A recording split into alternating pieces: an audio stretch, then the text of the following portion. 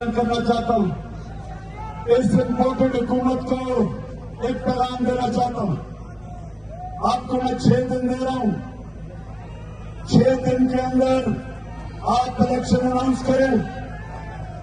जून के महीने में इलेक्शन अनाउंस करें और असेंबलीज डिसॉल्व करें। अगर 6 दिन के बाद ये नहीं करेंगे आप, तो मैं सारी अपनी कौम को लेके वापस इस्लामाबाद आऊंगा। आपके पास टाइम है। गवर्नमेंट आपसे चल नहीं रही, गवर्नमेंट आपसे चल नहीं रही। आप गवर्नमेंट चलाने नहीं आए। करप्शन के हिसाब अपने खत्म करवा रहे हैं। इसलिए 6 दिन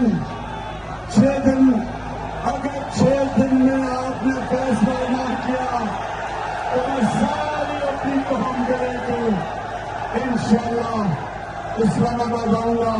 और इस बारी कोई रुकावटें नहीं होंगी, क्योंकि सुप्रीम कोर्ट का हुक्म है कि कोई किसी किस्म की पुरअमन एहतजाज पे किसी किस्म की रुकावट नहीं हो सकती।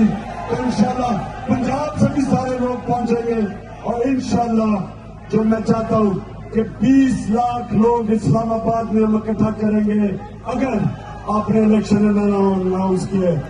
पाकिस्तान जिंदाबाद।